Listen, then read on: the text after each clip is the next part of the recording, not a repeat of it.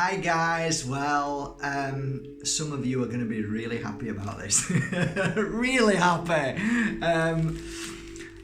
They're finally back in again. I said I'm never going to buy them anymore, never going to have them anymore, but the beautiful soul that works with these is a very, very special guy who really is particular about how he works with incense and how he works with salvia, which is sage, Palo Santo, and frankincense. So it's not a case of somebody opening a manufacturing company and they're just rolling them off. This is a guy who works meticulously to get the right combo, so the right finely grains of the Palo Santo and all three of them, and the way he's worked, you can see by the sticks the work which is handmade and what he does. And when I saw these in Ibiza many years ago, I was just hooked. And he's a deeply spiritual man. At the moment he's in India, and when he comes back he's going to make more for me. But it's a case of, you know what, Mark, when he can make them, he makes them. And I could go to anybody to make these, but it's important.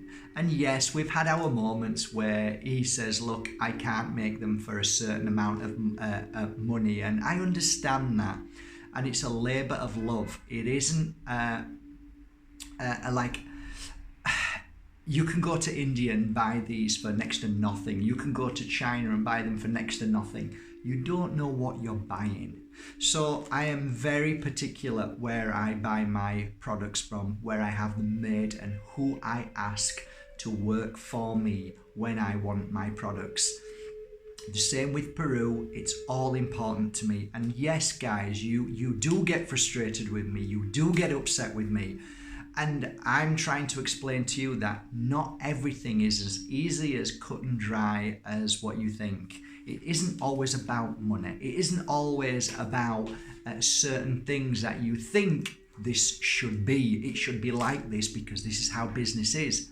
Well, my company is not like a business. It's more like a family, and who I work with are friends and family, and we fight sometimes and we get upset and we want this, we want that, and sometimes we can't do all of these things. So I kind of relax now and say, you know what, my beautiful friend, when you're ready, when the time is right, you make them, and when you're happy, let me know. And that's what's just happened. So I've received not so many, they're not going to last long, but at least they're in stock, guys. They're in stock. Some of you asked me a while ago, what is the difference between your sticks that you have made in Peru and these sticks? Well, it's quite simple, really. These sticks are really for a full day in your office or in your home. It's really that simple. So for me, just give me a second, guys. I've got the advert on here. Let me knock the advert off. It sometimes comes on advert. So basically, when you work with the Palo Santo sticks, I haven't got any here. Let me just grab some. So this morning, as I do every morning before I start work, I grab my sticks, and this morning I got the Awakening and Protection sticks, and the reason why is because I want to raise my vibration to do the work with my crystals. So I have 2 sets of sticks, one set, and this is for the personal body, using it directly around your energy. So it's a kind of jet wash around your body. First of all, sage is number 1. That's the greatest jet wash of all. Nothing can beat sage. It is the most powerful jet wash for your body. Palo Santo sticks comes next. It's a different energy and clears a lot of beautiful things from the body that we need to clear. Okay, yes, we feel negativity, we feel issues, but we need to clear them. Don't call them bad stuff anymore. Let's call them just, they're all part of the journey. Everything that we feel, everything that we do, all part of the journey. So we clear certain energies away from the body.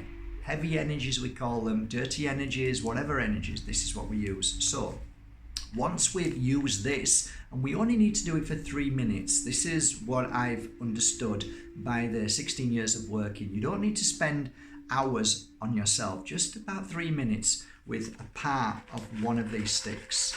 So basically you set it on a light and go around your body. You'll often see many spiritual people, i.e. Most of the shamans who are really doing the work will do that around the body. So this is why I introduced this to you as well. The sticks are slightly different. The sticks are to be put in a room where you are and simply light and let them do their work through the day. So I call these a constant, meaning that whatever the energy is in that room, when it's at its highest, so let's say you decide to start 2020 in a fresh way. So you want to first of all do what Mark does most of the year round, and that is to sage the house. So you will sage the house, and you can just watch my first 3 videos that I ever put out there. They're the highest watch videos. One is called How to Clear Negative Energy from the Home, and it shows you how to clear your house with sage, what to use, what kind of bowl, how to do it. So once you've done that, you want to then keep the vibration at that high level, and that's where these come in. So I recommend one of these every few days. Now, some people like to burn them every day, which if you can afford, that's great, but not that necessary. For me, depending if I'm working with clients, it would be, I would say, once a day. If I'm working every now and again with clients, then it would be twice a week. So I think this in the house, in a certain room that you want to keep in a good energy, or if there's 2 rooms, you'd put it in between both rooms. You would just let the stick do its work. So how long does the stick last? It lasts a few hours and it does the work. So that's how they work. So there's 3 sticks here. The 3 sticks, of course, you probably already guessed, and I've probably said it already, but Palo Santo is the first one. The second one is sage, which is white sage. And then we have the beautiful frankincense. All 3 of these work in their own unique way. If your room feels a little bit like you really are putting in the work, or just say that you're struggling with illness or family who are a little bit challenging, I would probably look at going for the sage to be burning it through the day. If I want to raise the vibration of your home, if you want to feel better in yourself, if you want to feel as if you want to connect more to the spirit world, then I'd be looking at Palo Santo. Thirdly, if I want to find myself balanced, if I want to feel grounded, if I want to feel more joy and happiness, then I'd be looking at frankincense. So there they are, guys. I just wanted to share them with you. Actually, I didn't really want to talk about them, but they've just come in. So I want to talk to you today about part 2. This is going to be part 2 of what happens when we die. It's the last video before this. And I always get this asked of me, and I think this is going to be the final time I'm ever going to discuss this ever again, because I think I've discussed it a few times before, but I'm going to hopefully finally come to a place where you will make your own mind up, and after that I'm just going to leave it. So let's talk about what everybody's talking about at the moment. I've been a big fan of many people out there in the world. One particular man is called Jordan Maxwell. Jordan is a philosopher, somebody who studied the Bible all his life from a kid, a bit like Don Tolman, who studied the ancient scriptures. Well, Mr. Jordan Maxwell came up with this idea that, and how he came up with this idea, I'm going to try and at least explain to you why I believe that Jordan could be possibly wrong on this subject, but then he could be right. And is there such thing as wrong and right? I don't know. But at the end of the day, you all make your own choices. You all believe what you believe. It's fine. But I'm going to put my case forward as a healer and somebody who's worked with hundreds and thousands of clients and gone into thousands of buildings where people have suggested that there are spirit in there, or you would call ghost or apparitions or bad things happening. Please help us. We don't know what's happening. And I've been into all of these buildings around the world, and I've collected a lot of understanding. I've got a lot of experience, and I could write 100 books. In fact, you'll find that in my next book that's coming out very soon, Journey of a Psychic Healer, you'll find that in that book there's a lot of stories that hopefully will give you an idea of what I'm talking about today. So basically, what does Jordan and the other people talk about? What was their teachings? What have they learned from these scriptures and from ancient knowledge?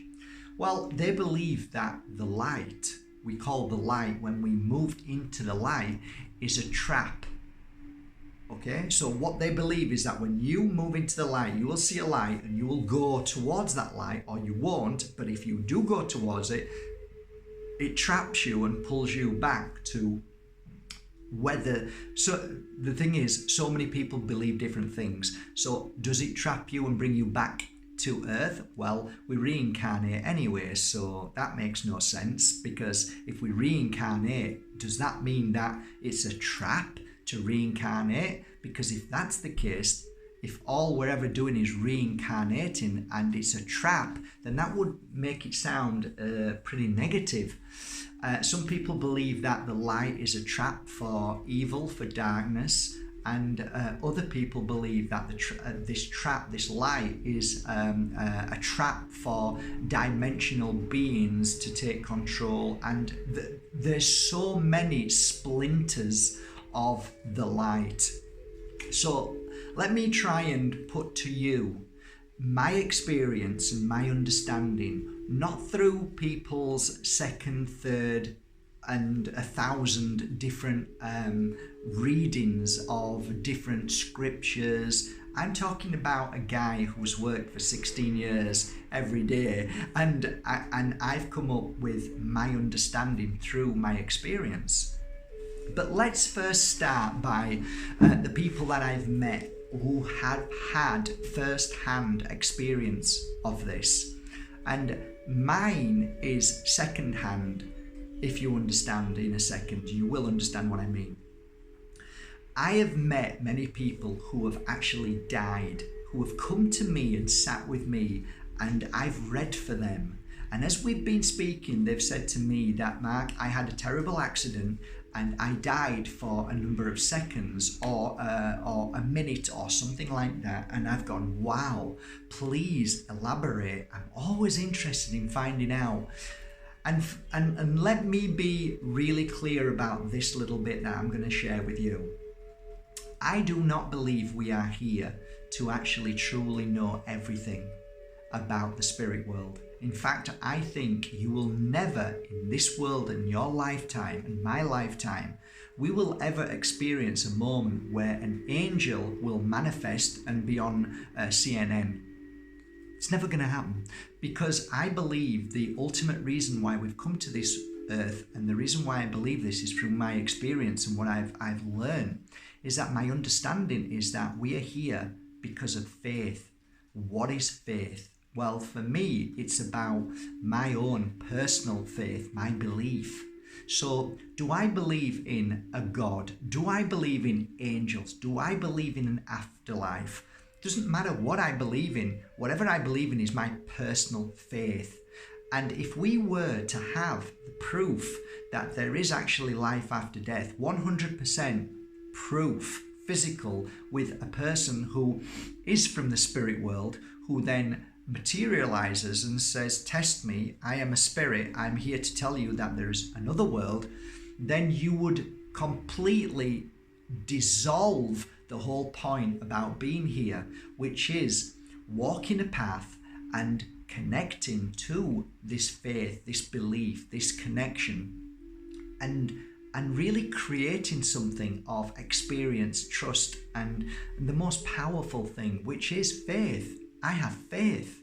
So I don't think we'll ever truly have 100% the ultimate gift of spirit appearing to the masses and cameras on them, and then they're speaking to us. That I don't believe that will ever happen, because that's not what it's about. But I believe our journey is about learning, experiencing, and connecting to that world, a personal experience. So when I share with you my personal experience about these people who have told me that they died, and I totally believe them 100%, because if I was to say, show me proof, I'm sure they'd come back to me with records, and they've told their family, and people have told me, yes, they actually died. And I do believe 100% that when I was fascinated to know what happened when you died, and is there a connection? Is there kind of something that everybody experiences? Well, through at least 3 of the men that I know who passed into the light, and all different ages, told me that when they moved into the light, that they felt their family in spirit. So, some said they could see spirit, their family, and some said they could feel them. So it was an instant feeling that they were surrounded by their family in spirit. The other thing was they were happy when that happened. And when they came back, because they were told, and all 3 of them were told the same thing, it's not your time. And then they go back into the body. They all witnessed their body. They all witnessed people over them while they were being either operated or taken care of, or whatever of their experience. I don't want to go too deep into it because it's a personal story. I don't want to share that story because I know at least one person who may be writing a book. So I don't want to break anything there. I don't want to damage anything. Just want to give you an idea of what they told me. Now, when they came back and they sat in front of me, guess what? Every one of them had no fear about leaving this world ever again. And that blew me away. I mean, if you could sit with somebody who actually died and came back again and said, you know what, Mark, I have no fear of death ever again because we don't die. And the tears that I had when I was hearing that was so beautiful, because I was getting confirmation firsthand, or is it secondhand, whichever, but I'm sat with somebody and they're telling me their most personal story about intricate. I probably am the one who was more interested than anybody else, even their family, because I want to know everything, what they felt. I wanted to know every emotion, every sense, if there was smell, if there was colour. I asked them so many questions over coffee that I was told that I actually helped them awaken to things that they never saw, because I was so fascinated. So let's go back to the main question. If the light is a trap, then let me put it to you, from the 3 people that moved into the light, why weren't they trapped? Why did they come back?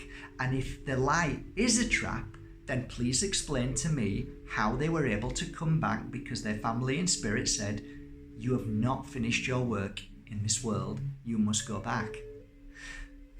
Common sense must prevail in this moment when we talk about this trapped light.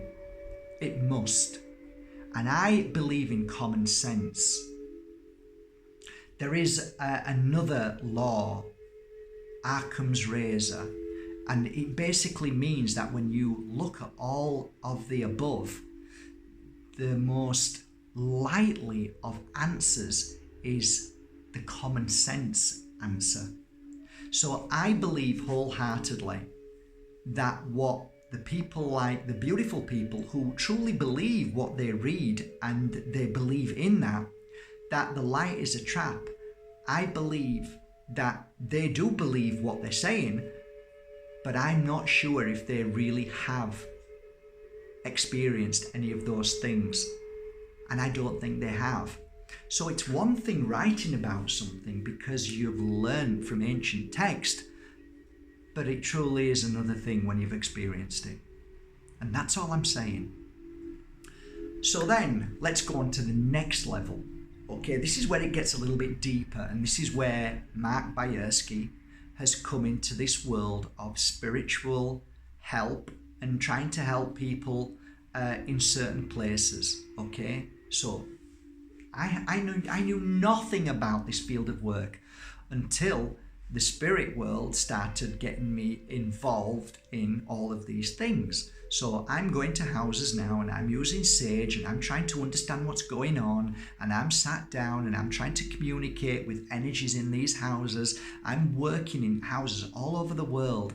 I'm working in catacombs. I'm writing about one of these catacombs where I worked in Belgium underground, and some amazing, and to other people would be very frightening, but to me it was just fascinating. And I come to say to this today to you guys that the only thing that frightens me in this world is mankind. People frighten me more. They're more dangerous than any spirit.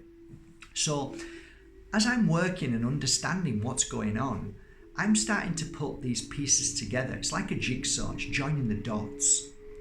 And I often heard this, don't go into the light, it's a trap. And I was trying to figure out, is this real? Because I wasn't saying I didn't believe, I was just saying, oh, really? Okay, so then let me experiment, let me see, let me feel. I soon found out after 3 or 4 years that this was just, not just, I don't want to say that word, but let me just say that I think that some people don't realize what they do, and they don't do it deliberately. They really believe what they believe, but my truth is this, and I'm going to explain something to you now.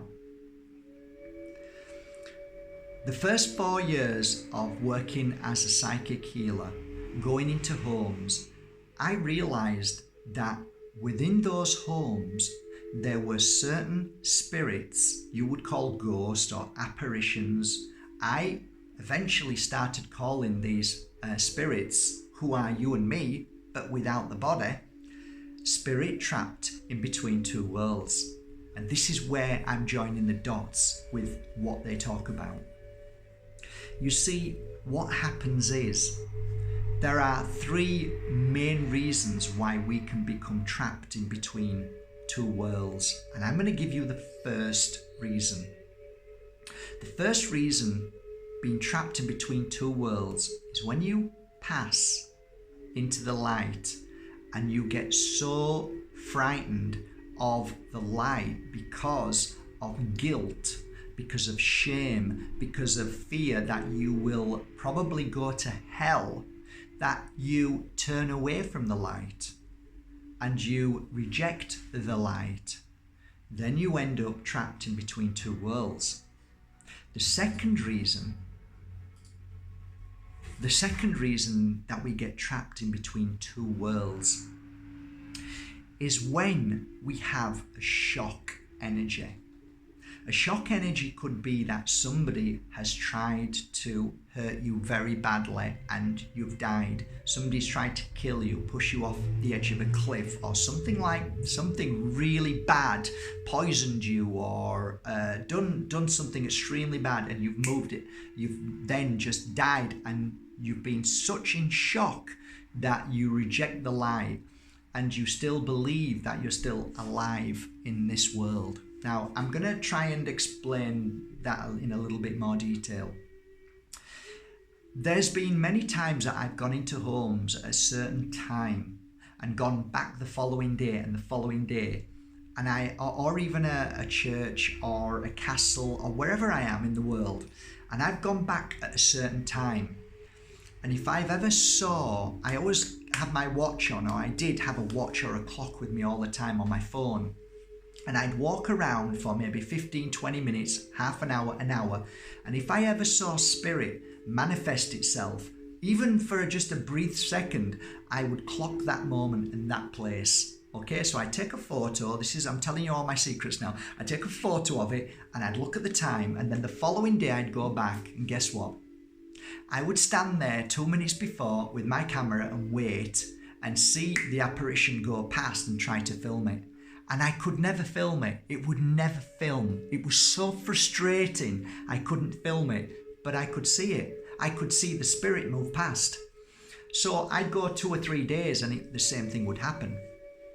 And what I found was, and here's where it connects, when we move into the light, there's no such thing as space and time. And when we move into the trapped world, the two-trapped world, it's exactly the same. There is no space and time. So what happens is we basically, we're like rabbits. We go on the same rabbit run every day. So let's say you're in a house and something happened to you in that house and you passed into the light. You would still perform certain movements in that house at a certain time. I don't know why, but it always happens at a certain time. And if you do any studying and you start to ask people, they'll say, oh my God, some strange things have happened in this world. I mean, I can tell you stories that'll blow you away, but there are certain times when things happen at a certain moment in our time. So let's just keep going. So I realized that when we're trapped in between two worlds, we end up doing the same thing because we think that's what it is, and it's almost like a time loop. And at the same time, not always, but a lot of the times. And then there's the third reason, and this is where it becomes sinister in my world. And it's sinister only because it is sinister, not because of anybody else being sinister. It just is the darkness playing very, very clever manipulation games as they do for a reason, and I'll explain why. For a long time now, there's been a belief system written down that if you move into the light, it's a trap. Therefore, if you reject the light, guess where you go? You become trapped in between two worlds. And what I found is more and more and more people, more spirit, forget the person, people, but spirit, you and me, are getting trapped in between two worlds. And what fascinated me most of all, that the number one medium in England who was going into houses wasn't even acknowledging it. And I was really struggling with that. Isn't that the most important thing? To help spirit trapped in between two worlds to go into the light, to go back home. That wasn't being done. And when I was going to go and work with this guy and do this TV work, which eventually didn't happen, and I'm so thankful it didn't, one of the questions I asked this man was, if I'm to do this with you, the only thing I'm interested in is helping spirit move into the light. And I said, and I'm really surprised that that's never happened before, or you've never mentioned it. And so my work thereafter for many years was to go into houses where there may be 1 or 2 or 3 or 4 or 10 spirits still trapped in between two worlds and try and help them in the light. And this new book of mine that I'm writing about, there are certain stories in there that were so profound that spirit in our home world help by bringing people like me and many others to a certain situation where we can help spirit trapped in between two worlds snap out of that rabbit run, listen, hear, and give them the love and the confidence to move into the light and back home. You may ask me now, why can't spirit do that? My answer is I don't know. I have no idea why. All I know is that we are used by spirit, and together we somehow can create this connection that Mark Bajerski can physically, mentally and emotionally speak to spirit, help them and help them see what's going on and help them into the light. I don't have the answer to why spirit can't do that. Just like I've said to you before, I don't have the true answer why spirit can't help heal you directly.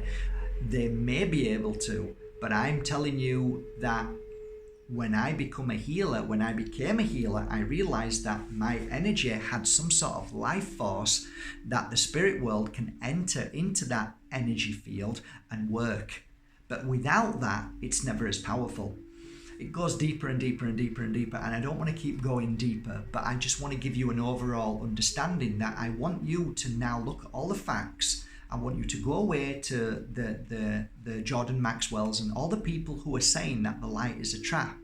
Listen to what I've said, listen to what they've said, and then come up with your belief. What resonates with you most of all? I know what I've seen. I know that there are literally probably millions of spirit trapped in between two worlds because of those three reasons that I give you. Through my knowledge and experience, knowledge is my experience is my knowledge. So I'm not reading from books, I'm actually sat there or walking around or working in churches, in pubs, in castles, all over the world, in strangest of buildings, and experiencing it. Thousands, literally thousands upon thousands of hours experience. Therefore, yes, I do believe my truth. I know what I see. I know what I feel. I know there is spirit trapped in between two worlds, and it's damn hard to help them back into the light. And there's often times that I haven't been able to do that. However, I have been able to sage a place, and spirit then goes. Where they go, I've told you many times, I don't have that answer. Okay? I don't know what happens when sage comes into a room, but I can tell you, spirit moves from that area, moves from that house, and doesn't return. Not to my knowledge. I have never experienced spirit coming back again after you've done a proper saging. What do I believe? What would I like to believe?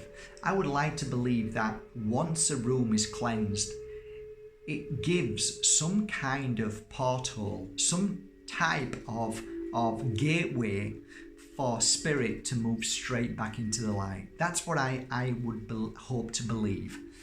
I don't believe they're trapped somewhere else, because I don't feel bad when I do it. And I work on my senses, I work on my feelings, I work on my emotions. And if anything feels bad or not right, I would be told, not just by spirit, but by my own sense. And I believe that sage is a natural product. And I believe anything natural given by Mother Earth is a very powerful thing that helps us all in many ways. And I believe sage helps spirit. It helps us. It clears our negativity. So I kind of thought about that and said, okay, well, if sage clears my negativity and makes me feel stronger and makes me feel more aware and makes me feel happier and better, then that has raised my vibration to be able to vibrate at a higher vibration. Therefore, if I'm saging a house and spirit's in that house, surely it would do the same if spirit vibrates like I do. My life force is what I am, and spirit has life force. So if I'm saging them, then all I'm doing is clearing away the negativity from them to make them aware. So the possibility, and I think it's a strong possibility, that when you sage a house, somebody who's trapped in between two worlds will then wake up from the trapped energy or the illusion that they're still here, and help them clear the negativity from their life force to be able to move back home. That's what I believe. My throat's getting a bit dry now, guys. But that's it. That's my belief. That's my experience. And that's it, really. I'm going to lay that to rest, and I'm never going to talk about this subject again. May write about it one day, but I'm not going to talk about it again. You make your own choice. I'm not here to convince anybody. I never have been. All I've ever been to you guys is somebody who's experienced the work and shared it with you. All my oils, all my incense, everything that I've ever done, my crystals that I work with daily, All of these things have been a blessing in my life and helped me profoundly become a much better soul, kinder, more loving, more sensitive, but more balanced. Helped me in the most challenging moments of my life.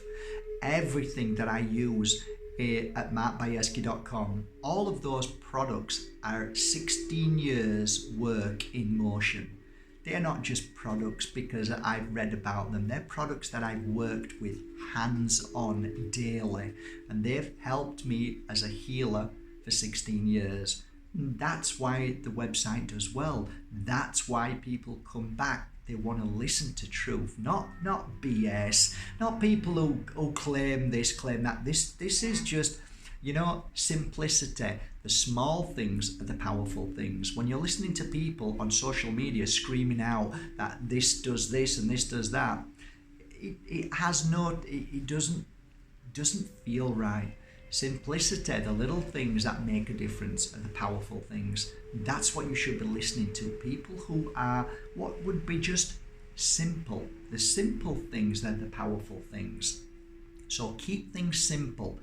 Don't get too hooked on too much hype. I call it spiritual hype.